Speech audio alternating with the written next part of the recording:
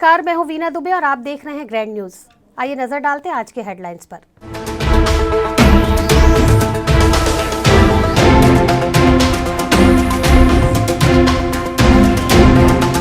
उम्र महज 3 साल, विलक्षण प्रतिभा का धनी, विकिपीडिया को भी मात देता है नन्हा हिमांशु।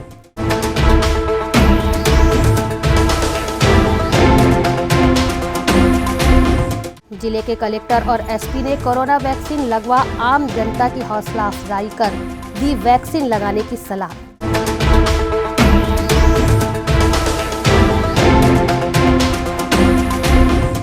अनुकंपा नियुक्ति की मांग को लेकर मातृ शक्तियों ने फूका बीएसपी प्रबंधन का पुतला।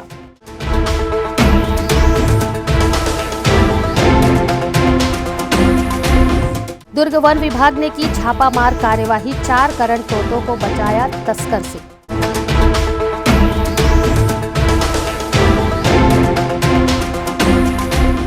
अब खबरें विस्तार से। नाम हिमांशु सिन्हा, उम्र 3 साल 6 महीने। स्क्रीन पर दिख रहा छोटा सा बालक बिल्कुल साधारण बालकों की तरह दिख रहा है, लेकिन आप इसे साधारण समझने की गलती बिल्कुल ना करें। दुर्ग में ऐसा जीता जागता वंडर किड है जिसे आप गूगल बॉय भी बोल सकते हैं। आखिर क्यों है ये बच्चा गूगल बॉय, ये जानने के लिए देखिए हमारी ये खास रिपोर्ट। 3 साल 6 माह का ये हिमांशु बहुत ही तेज है। इस बच्चे के सामने बड़े से बड़े छोटे हो जाते हैं। कारण इस बालक का ज्ञान, जिसके आगे बड़े बड़ों का सामान्य ज्ञान भी जीरो हो जाता है।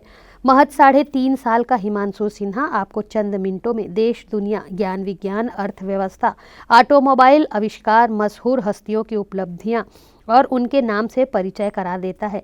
बस जरूरत होती है आपके एक सवाल की, सुनकर नन्हा बवंडर किड उसका। बस जरूरत होती है आपके एक सवाल की, सवाल सुनकर नन्हा बवंडर किड उसका सही जवाब बताकर विकिपीडिया को भी मात दे देता है। कोरोना के लॉकडाउन में जब एक और पूरी दुनिया थम गई थी, तब दुर्ग के एक गरीब बस ड्राइवर ने अपने 3.5 साल के बेटे को घर पर पढ़ाकर चलता फिरता गूगल बॉय बना दिया है।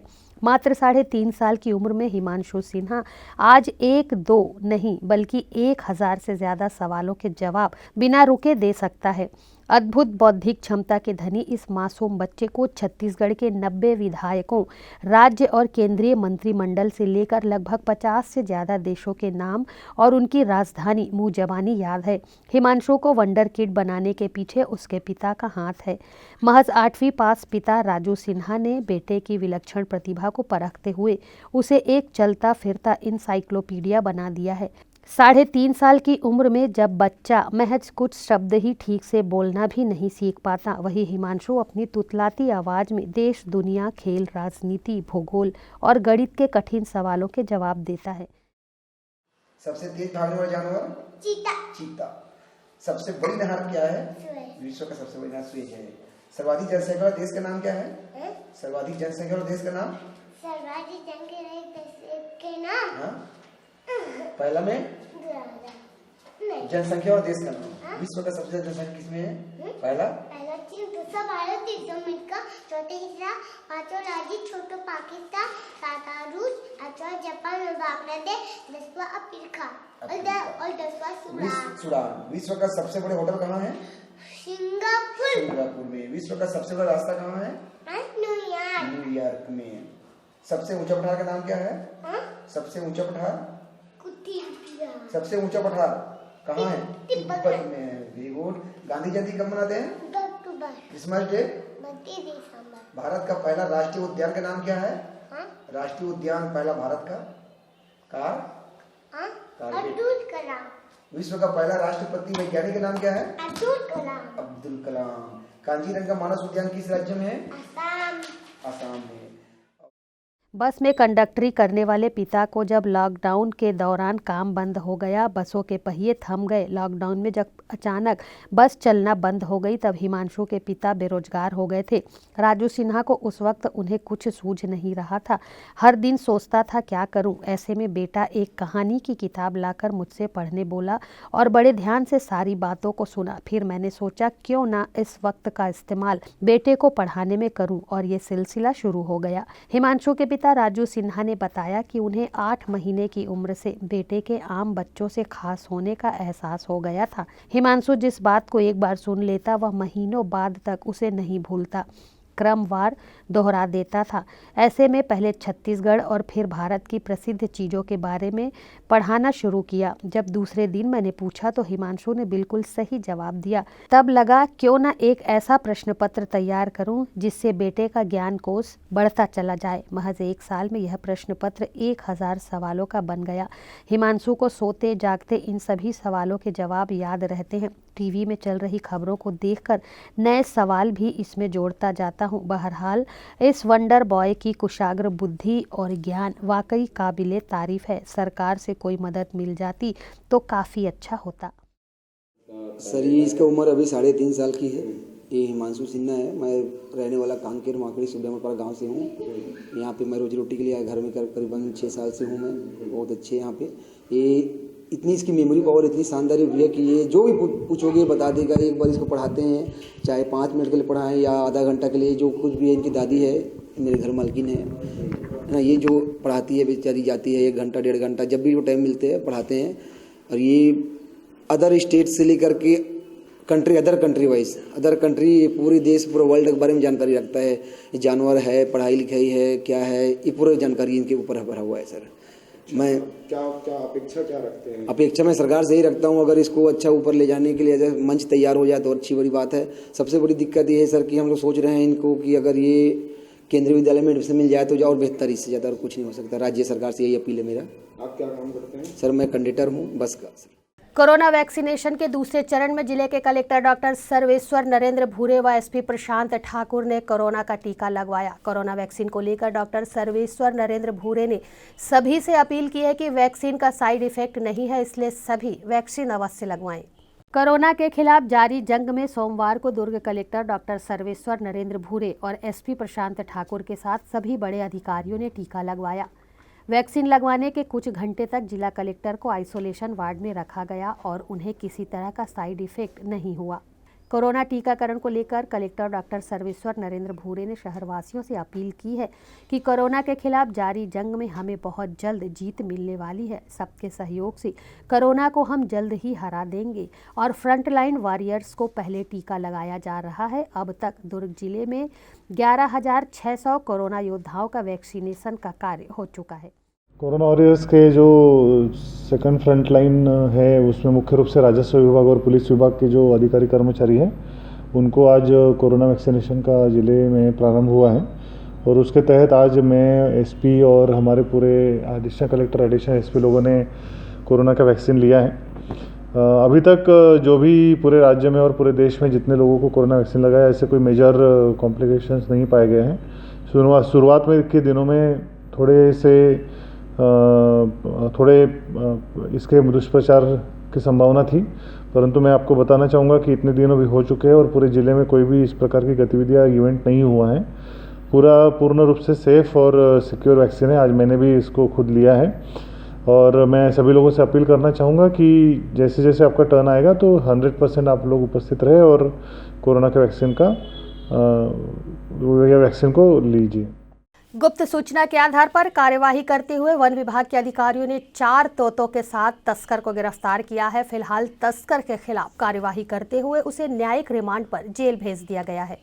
4 तोतों के साथ वन विभाग ने कार्यवाही करते हुए तोता तस्कर को गिरफ्तार किया है। जानकारी के अनुसार उप वन मंडलाधिकारी अभय कुमार पांडे को सर्वप्रथम तस्कर के संबंध में सूचना प्राप्त हुई थी, जिसके आधार पर कार्यवाही करते हुए वन परिक्षेत्र अधिकारी सुयशधर दीवान के नेतृत्व में टीम गठित की गई। वह वन विभाग के अधिकारी ग्राहक बनकर दीक्षित कॉलोनी कोसा नाला भिलाई पहुंचे। आपको बता दें कि ग्राहक बनकर तस्कर के घर पहुंचे विभागीय अधिकारियों ने धर्मेंद्र गुप्ता को 4 करंट तोता के साथ पकड़ा। पकड़े गए तोते 4 से 6 सप्ताह के हैं। इस पूरे मामले में वन परिक्षेत्र अधिकारी सुयशधर दीवान ने कुछ इस तरह की जानकारियों से अवगत कराया। हमको व्हाट्सएप और फेसबुक से कुछ फोटोग्राफ्स आए डीएफओ साहब को और एसडीओ साहब को कि यहाँ पर कुछ तोते हैं जिनको सेल किया जा रहा है। तो जब उसमें नंबर भी था तो उस नंबर पे हमने फ़ोन किया और फ़ोन करके हम अपने ही विभाग के लोगों को ग्राहक बनाकर वहाँ पर लेकर गए थे और जब उनसे बात किए तो वो अपने घर का एड्रेस दिए। उनके घर के एड्रेस पे हम पहुँचे जो कि सुपेला के पास है, राधिका नगर, वहाँ पर दीक्षित कॉलोनी में। तो वहाँ हम उनके एड्रेस पर पहुँचे और फिर वो अपने जो उनके पास तोता था, करण मिट्ठू जिसको बोलते हैं छत्तीसगढ़ में, वो पैराकिट को लेकर वो नीचे आए और फिर हमारे विभाग के जो लोग जो ग्राहक बनकर गए थे उन्होंने जब रंगे हाथों उनको पकड़ लिया, उसके बाद फिर हमारा स्टाफ जाके उसको अरेस्ट किया और वो आदमी लोकल ही भिलाई का ही है। और उसके बाद फिर हमने उस पर कार्यवाही करते हुए उसको पुलिस वहाँ पे थाने पर ले गए। थाने में उनको 1 दिन रखा और 24 घंटे के अंदर उनको कोर्ट में पेश किया और वहाँ उन्हें 14 दिन का न्यायिक रिमांड में कोर्ट ने उन्हें जेल भेज दिया है। फिलहाल पकड़े गए तोता तस्कर के खिलाफ प्राणी अधिनियम 1972 की धारा के तहत कार्यवाही करते हुए वन अपराध दर्ज कर न्यायालय में प्रस्तुत किया गया है। अभियुक्त को न्यायालय द्वारा 14 दिनों की न्यायिक रिमांड पर जेल भी भेज दिया गया है। ग्रैंड न्यूज़ के लिए दुर्ग से वीना दुबे की रिपोर्ट। बीएसपी कर्मचारी स्वर्गीय कार्तिक राम ठाकुर, जिनकी विगत करीब महीने भर पहले किडनी फेल होने से इलाज के दौरान मृत्यु हो गई थी, अनुकंपा नियुक्ति की मांग को लेकर बीएसपी प्रबंधन के खिलाफ अनिश्चितकालीन धरना प्रदर्शन सेक्टर 1 मुर्गा चौक के पास लगातार जारी है। बीएसपी प्रबंधन की लापरवाही के चलते उसे अनदेखा करते हुए कोरोना पॉजिटिव बताकर परिवार को धोखे में रखा गया, जिसका साक्ष्य परिजन के पास मौजूद है। चूंकि प्रबंधन जानता है कि सेल नियम अंतर्गत किडनी फेल होने पर हुई मृत्यु पर उनके परिवार के किसी सदस्य की अनुकंपा नियुक्ति होती है, परंतु बीएसपी प्रबंधन वर्तमान में अपनी लापरवाही को अस्वीकार करते हुए अनुकंपा नियुक्ति को गलत ठहरा रही है। उसके परिवार के किसी एक सदस्य को अनुकंपा नियुक्ति दिलवाने के उद्देश्य को लेकर आदिवासी समाज दुर्ग भिलाई के साथ साहू मित्र सभा इकाई भिलाई नगर के पदाधिकारी एवं सदस्यगण धरना स्थल पर पहुंचकर पीड़ित परिवार को उचित न्याय दिलाने समर्थन पर अडिग हैं और बीएसपी प्रबंधन द्वारा उचित आश्वासन न मिलने से आक्रोशित होकर आदिवासी मातृ शक्तियों ने पीड़ित परिवार को न्याय दिलाने की मांग को लेकर सेक्टर 1 मुर्गा चौक से महिलाओं ने एक मौन रैली निकाली और बीएसपी प्रबंधन का पुतला दहन कर पीड़ित परिवार को न्याय दिलाने की मांग की। इस मौन रैली में भारी संख्या में महिलाओं ने शामिल होकर अपना समर्थन पीड़ित परिवार को दिया। जी हाँ, हम अपना आंतरिक जो हमारी आक्रोश है वो हम आज बीएसपी प्रबंधन के लिए एक मौन रैली और पुतला दहन करके निकालने जा रहे हैं। और आज जो 1 महीना से ज़्यादा हो चुका है हमारे स्वर्गीय कार्तिक राम जी के मृत्यु हुए, उनके बावजूद भी शासन प्रशासन सोए हुए हैं और हमारी मांग को एक अनसुना और सत्ताले व्यवहार करते आ रहे हैं। इसलिए हम और परिवार इतने आक्रोशित हैं कि हम व्यक्त भी नहीं कर सकते। तो आज मौन एक रैली उनको एक ऐसा संदेश देना चाहते हैं कि वास्तव में आज भी इंसानियत यदि जीवित है, मानवता यदि जीवित है, उनके अंदर है, तो हमें अनुकंपा नियुक्ति दे। भिलाई इस्पात संयंत्र के स्थायी कर्मचारी थे स्वर्गीय कार्तिक राम ठाकुर जी, जिनकी मृत्यु विगत 1 माह पहले 35 दिवस पहले बताया जाता है दोनों किडनी फेल होने की वजह से हुई है। डॉक्टरों ने यह चीज़ घोषित किया हुआ था और बीएसपी प्रबंधन के अंतर्गत एक नियम है कि जिनकी दोनों किडनी फेलियर हो जाती है उनको अनुकंपा नियुक्ति देने का प्रावधान है। आज उसी के तहत हमारे गुणवाना भाई समाज और नारी शक्तियाँ सभी मिल करके अनुकंपा नियुक्ति की मांग को लेकर के अड़े हैं और हम सभी भाईचारा का संदेश देते हुए साहू समाज के लोग साहू मित्र सभा इकाई सेक्टर 7, 8, 9, 10 भिलाई नगर के पदाधिकारीगण सदस्यगण मिल करके उनका भली भांति समर्थन दे रहे हैं। यहाँ वक्त है एक छोटे से ब्रेक का, बने रहिए ग्रैंड न्यूज़ के साथ।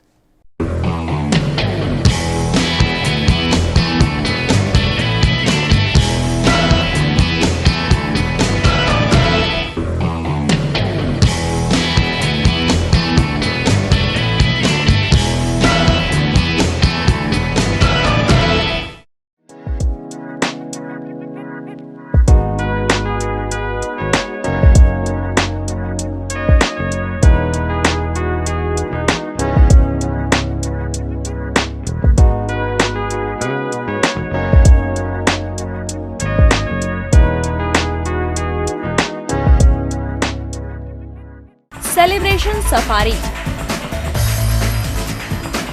बारनावा पारा वाइल्ड लाइफ सेंचुरी में स्थित खूबसूरत cottage and rooms, Bastar art से सुसज्जित शानदार कॉटेज, सर्व सुविधा युक्त रूम्स, बाथटब युक्त बाथरूम, स्विमिंग पूल, बच्चों के खेलने के लिए पार्क, खान पान की व्यवस्था, प्रोफेशनल सर्विस, सेंचुरी घुमाने के लिए वाहन की व्यवस्था, celebration safari bar Navapara. For booking and more details contact 9425507202। मैं जब अपने बालों को कोम करती थी तो मेरे काफ़ी ज़्यादा बाल कोम्बिंग से टूट जाते थे और सीजनल चेंजेस की वजह से डैंड्रफ भी होता था। फैमिली में भी कुछ लोगों को ये प्रॉब्लम थी। तब मुझे मेरी फ्रेंड ने वास्तु गुरुजी हेयर ऑयल सजेस्ट किया, जिसके सिर्फ 2 यूजेस बाद ही मुझे ऐसा लगा जैसे मेरी स्कैल्प क्लीन महसूस हो रही है और सिर्फ 4 वॉशेस बाद ही मेरी हेयर फॉल और डैंड्रफ की प्रॉब्लम ऑलमोस्ट जड़ से खत्म हो गई। और इस ऑयल की सबसे अच्छी बात यह है कि ये होममेड है और उससे भी अच्छी बात यह है कि ये वर्क करता है।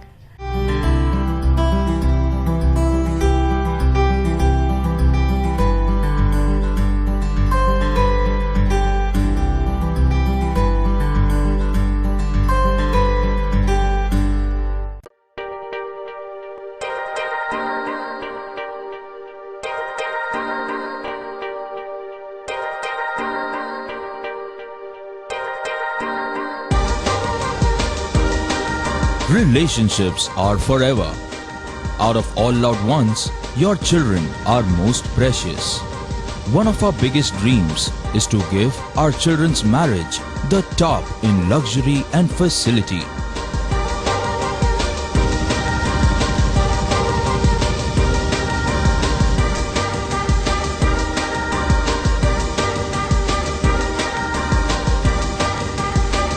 In today's busy life, you cannot afford to take time out for everything to be perfect for your marriage.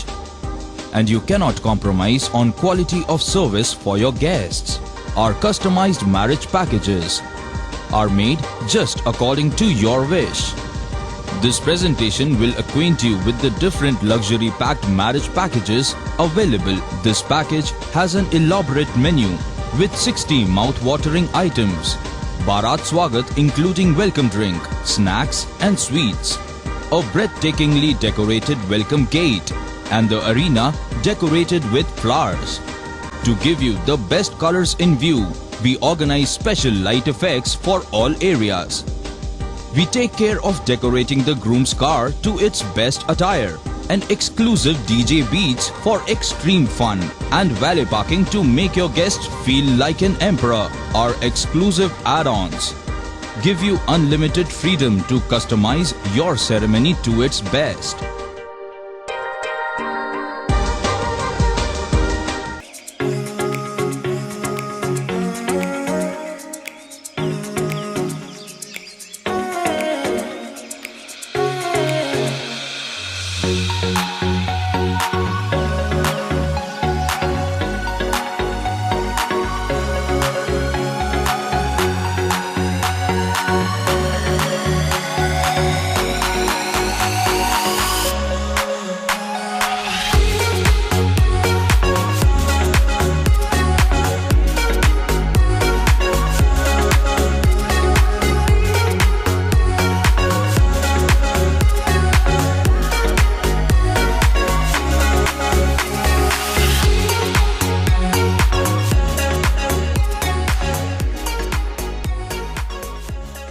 दुर्ग जिले में चिकित्सा के क्षेत्र में वरदान साबित हो रहा एसआर हॉस्पिटल एवं research centre. Dhamda road Chikhli में संचालित एसआर हॉस्पिटल एवं रिसर्च सेंटर में सुविधाएं भारत सरकार की आयुष्मान योजना के तहत मरीजों का निशुल्क अस्पताल में इलाज, आईसीयू एनआईसीयू की सुविधा, इलाज से संबंधित सभी कार्य, सिटी स्कैन, एक्सरे, सोनोग्राफी और ईसीजी के साथ 24 घंटे मेडिकल स्टोर्स की सुविधा उपलब्ध है। भारत सरकार की आयुष्मान योजना के तहत जले हुए मरीजों, एक्सीडेंटल मरीजों एवं पाली ट्रामा के मरीजों का भी इलाज किया जाता है। हॉस्पिटल में 24 घंटे एम्बुलेंस की भी सुविधा उपलब्ध है। एसआर हॉस्पिटल में हड्डी से संबंधित सभी रोग, दांतों से संबंधित सभी रोग और सभी बीमारियों का इलाज अनुभवी डॉक्टरों की टीम के द्वारा किया जाता है। हमारा पता एसआर हॉस्पिटल एवं research centre, Chikhli road, Durg, Chhattisgarh. Helpline number 6262613200, 6262613300, 6262613400। Break के बाद आपका स्वागत है। बहुउद्देशीय कल्याण संस्था द्वारा आयोजित अखिल भारतीय दिव्यांग युवक युवती परिचय सम्मेलन में भारत के 8 राज्यों से दिव्यांग भाई बहन अपना परिचय देने पहुंचे थे।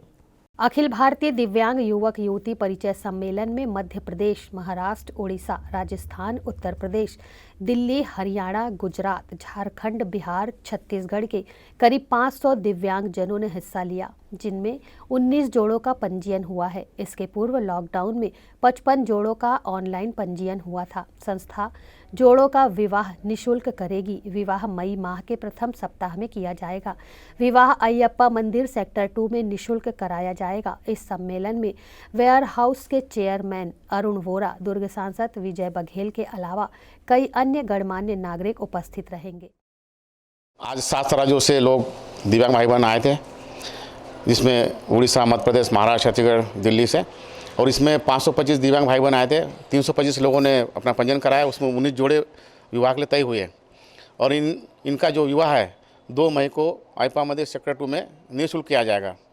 और विवाह में जो भी इनको मतलब घरेलू सामग्री दी जाएगी वो आपसी दानदाता के सहयोग से दी जाएगी और विवाह निःशुल्क किया जाएगा।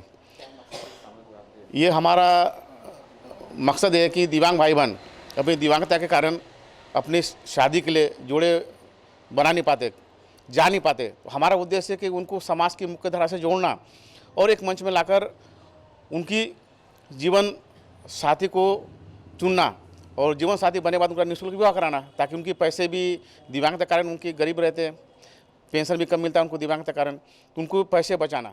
दुर्ग के वार्ड क्रमांक 1 नयापारा में काफी दिनों से विक्रम बेलदार नामक व्यक्ति द्वारा मारपीट व वार्ड के लोगों के साथ अभद्र व्यवहार किया जा रहा है, जिससे परेशान होकर वार्ड के लोगों ने सोमवार को एसपी प्रशांत ठाकुर के नाम ज्ञापन सौंपा। मोहल्ले में हो रही अप्रिय घटना और मारपीट जैसी घटना को अंजाम देने वाले व्यक्ति विक्रम बेलदार के खिलाफ अब वार्ड क्रमांक 1 नयापारा के लोगों ने मोर्चा खोल दिया है और जिले के कप्तान के समक्ष ज्ञापन के माध्यम से अपनी बात रखी है। वार्ड के पार्षद मनीष साहू सहित अन्य लोगों ने बताया कि वार्ड 1 में काफ़ी दिनों से विक्रम बेलदार द्वारा लोगों के साथ मारपीट, गाली गलौज की घटना को अंजाम दिया जा रहा है, जिसकी शिकायत काफ़ी दिनों से की जा रही है, लेकिन पुलिस द्वारा कोई कार्यवाही नहीं की जा रही है और यदि पुलिस कार्यवाही करती भी है तो आरोपी को चंद दिनों बाद ही छोड़ दिया जाता है, जिससे वार्ड के लोग अब परेशान हैं और आरोपी युवक के खिलाफ कड़ी कार्यवाही करने की मांग प्रशासन से वार्ड के लोगों ने की है। हम लोग सब वार्डवासी वार्ड नंबर 1 पंसिल नगर से आए हुए हैं और वार्ड में कुछ असामाजिक तत्वों का उपद्रव बढ़ रहा है और जिससे आसपास हमारे वार्ड के महिलाएं और सीधे साधे व्यक्तियों को परेशान किया जा रहा है और छीना झपटी, मारपीट, चाकू दिखाना, ये सब चीज़ से परेशान होकर के हम लोग आज एसपी से एसपी को ज्ञापन देने आए थे कि उस पर जो भी उपद्रव कर रहा है वार्ड में उसके खिलाफ कड़ी से कड़ी वो लोग जो उपद्रव कर रहे हैं आप उनको जानते हैं? वार्ड के लोग? हाँ, वार्ड के ही व्यक्ति हैं, वार्ड के लोग जानते हैं। उसके खिलाफ हम लोग थाना में भी आवेदन देकर आए हैं और एसपी को भी दिए हैं। कब से कर रहे हैं सर? बहुत दिनों से कर रहे हैं। जब भी मतलब उपद्रव करते हैं, आवेदन देते हैं, फिर कुछ कार्रवाई होता है, थाना जेल चले जाते हैं, फिर आते हैं, फिर से कार्रवाई करता है, छेड़छाड़ करता है बहुत और मर्द को भी छेड़छाड़ करता है। कौन है ये? विक्रम बेलदार चाकू छुरी लेके निकलता है घर से और रात निकाल के हस्बैंड लोग घर आते हैं और मारपीट का धमकी देते हैं। तुम अकेले मिलो ना, इधर आओ उधर आओ करके धमकी चमकी लगाते हैं। मोहल्ले में पी खा कर कौन ऐसा करता है? विक्रम बेलदार नाम का एक लड़का है हमारे मोहल्ले में। वो एक ही है कि समूह में आता है? वो एक है मगर अपने दोस्तों को बुलाता है, ग्रुप में आता है। फैमिली उमड़ जाते हैं लड़ाई करके। हेमंत एच क्रू के द्वारा 3 दिवसीय नृत्य महोत्सव का आयोजन दुर्ग के विवेकानंद सभागार में किया गया, जिसमें छत्तीसगढ़ प्रदेश के विभिन्न शहरों व गांवों से पहुंचकर प्रतिभागियों ने इसमें हिस्सा लिया। हेमंत एच क्रू के द्वारा इन दिनों दुर्ग के विवेकानंद सभागार में नृत्य पर आधारित महोत्सव का आयोजन किया जा रहा है, जिसमें छत्तीसगढ़ के विभिन्न शहरों और गांवों के डांस प्रेमियों ने हिस्सा लिया है। 3 दिनों तक चलने वाले इस डांस महोत्सव में सुबह से शाम तक नृत्य की वर्कशॉप लगाई जाती है, जिसके माध्यम से सभी डांसरों को नृत्य के गुर सिखाए जाते हैं। वहीं 6 बजे वर्कशॉप अटेंड करने के बाद रात्रि में इवेंट बैटल किया जाता है, जिसमें गांव व शहर के प्रतिभागी नृत्य करते हैं। आपको बता दें कि उक्त कार्यक्रम को सफल बनाने में हाउस ऑफ शांति, आकृति बिल्डर, महोबिया ग्रुप व अन्य का विशेष योगदान है। इसके अलावा छत्तीसगढ़ के डांस कलाकार, जिसमें हेमंत विश्वकर्मा, श्रीवास आर्य, ईश्वर निकोन सहित अन्य का मार्गदर्शन व सहयोग उल्लेखनीय है। कार्यक्रम को लेकर कुछ इस तरह की जानकारियां दी गई। डांस कैंप है ये, जो ऑल ओवर छत्तीसगढ़ में अभी करा रहे हैं हम लोग अभी, और यहाँ पे बहुत सारे पार्टिसिपेंट आए हैं अलग अलग सिटी से, अलग अलग स्टेट से। यहाँ पे हम लोग उनको free state free food provide कर रहे हैं, जो उनके लिए है। आज यहाँ पे बैटल हो रहा है, डांस कंपटीशन भी हुआ था जो बच्चों लोग के लिए था। ये करे हम पिछले 2 सालों से हो रहे हैं, ये इस आयोजन का दूसरा साल है। यहाँ पे ऑल ओवर इंडिया से लोग आए हुए हैं, MP से लोग हैं, गुजरात से हैं, उड़ीसा से लोग आए हुए हैं। तो ओवरऑल इंडिया से यहाँ पे लोग आए हुए हैं। जी इस बार इसका आयोजन 5, 6 और 7 को रखा गया है। बच्चों ने पार्टिसिपेट किया था और यहाँ पे छत्तीसगढ़ ऑल ओवर छत्तीसगढ़ से अलग अलग शहरों से बच्चे सीखने आते हैं, ताकि बच्चों को कम बजट में बहुत अच्छी चीज़ें सीखने मिलें। फिलहाल पिछले 2 सालों से इस समूह के द्वारा इस तरह का आयोजन किया जाता रहा है, जिसमें अलग अलग राज्यों से डांस प्रेमियों ने हिस्सा लेकर नृत्य प्रस्तुत किया व नृत्य के गुर व उसकी बारीकियों को भी सीखा। ग्रैंड न्यूज़ के लिए दुर्ग से वीना दुबे की रिपोर्ट। भिलाई से बीजापुर कमाने गए नवयुवक की हत्या उसी के दोस्त ने कर दी। दोनों के मध्य पैसों को लेकर उपजे विवाद ने हत्या का रूप ले लिया। एक दोस्त हमेशा के लिए चिर निंद्रा में सो गया, तो वहीं दूसरा धारा 302 के तहत जेल की सलाखों के पीछे पहुंच गया।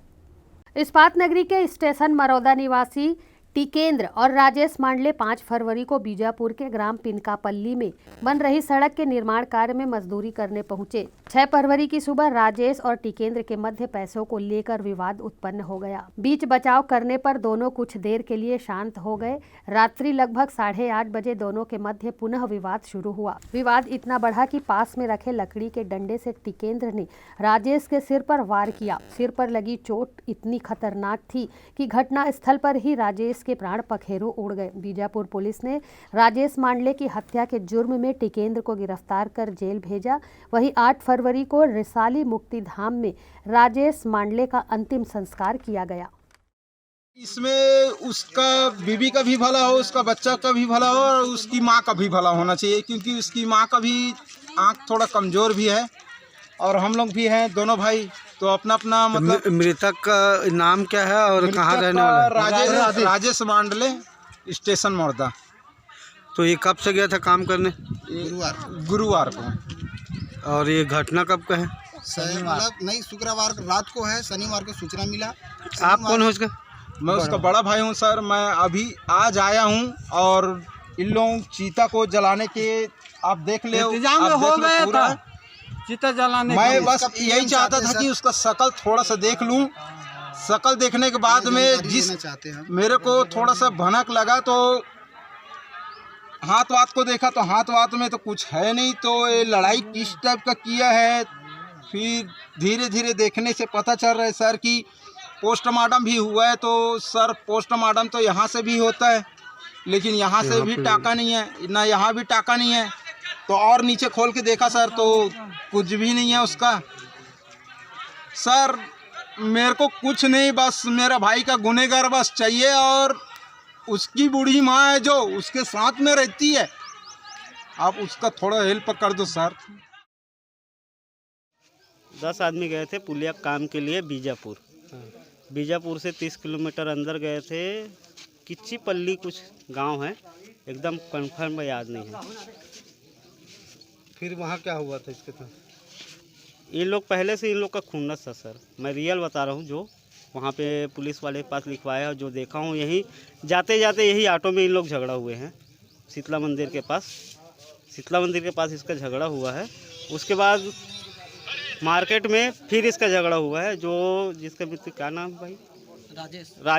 राजेश पिया हुआ था। जाते जाते पूरे मतलब रायपुर में भी पिया। उसके बाद वहाँ पहुँच गए हम लोग। 2 दिन से सोया हूँ सर, इसलिए सोया नहीं हूँ। झूठी बात नहीं है सर, गांव का नाम ये बताइए, झगड़ा होने से पहले आप लोग 3 लोग बाहर थे ना? जी। कौन कौन थे? मैं वो जो लड़का मारा और जिसका मर्डर हुआ है। 4 भाटा वाला भी बाहर था, बिलासपुर वाले भी लड़के बाहर बैठे थे, सब हम लोग बाहर थे। आप लोग क्यों बाहर थे? भाई हम लोग खाना नहीं खाए थे, मतलब मैं खा लिया था, इसको देखने गया था। घटना पहुंचने के बाद हुआ कि रास्ते में हो गए थे? इन लोग का झगड़ा यहीं से चालू हो गया था सर। और घटना कहाँ पे हुआ? घटना वहीं गांव में हुआ है, जहाँ पे पुलिया बन रहा था वहाँ पे। नहीं, पुलिया अपन रोड में बनाते हैं, हम लोग पंचायत में रुके थे, पंचायत में हुआ है। 8 फरवरी की सुबह रिसाली मुक्तिधाम में परिवार वालों ने राजेश की लाश को रखकर निष्पक्ष जांच की मांग करते हुए पोस्टमार्टम नहीं होने की बात कही। वहीं चक्का जाम करने की सूचना पर नेवई पुलिस ने मुक्तिधाम पहुंचकर सारी वस्तु स्थिति से अवगत करा पोस्टमार्टम होने की पुष्टि करते हुए आरोपी के गिरफ्तारी की भी बात कही। उसके बाद ही राजेश का अंतिम संस्कार हुआ। ये बजरंगपारा स्टेशन बड़ौदा के मोहल्ले वाले एक घटना हुई थी जिसमें मृतक राजेश मांडले की मृत्यु हुई है बीजापुर में। तो उसका पीएम नहीं कराए हैं करके इन लोग लाश नहीं जलाएंगे करके मुक्तिधाम रिसाली में इन लोग विरोध कर रहे थे। तो आकर के उनको पता किया गया संबंधित थाना बीजापुर मध्य थाना का मामला है। तो वहाँ 302 का अपराध भी पंजीबद्ध है और मर्ग इंटीमेशन भी दर्ज है वहाँ पर। और जो आरोपी है उसको गिरफ्तार करके रिमांड पर भी भेज दिया गया है, पीएम भी हुआ है। रिपोर्ट मंगा करके मोहल्ले वालों को दिखाए हैं, मामला शांत हुआ है। तो अब जा करके वो अपना अंतिम संस्कार कर रहे हैं। ये लोग ठेकेदार के खिलाफ भी कुछ आवेदन दिए? हाँ, जो साथ में जो काम करने के लिए लेकर के गए थे उनके खिलाफ भी आवेदन देंगे बोल रहे हैं। तो हमने कहा ठीक है, आवेदन दे दीजिए, इसकी जांच कराएंगे। जहां घटना स्थल है, जहां का मामला है, वहां जो भी है उचित जांच कराई जाएगी। ग्रैंड न्यूज़ बुलेटिन में फिलहाल इतना ही। मुझे दीजिए इजाज़त। नमस्कार।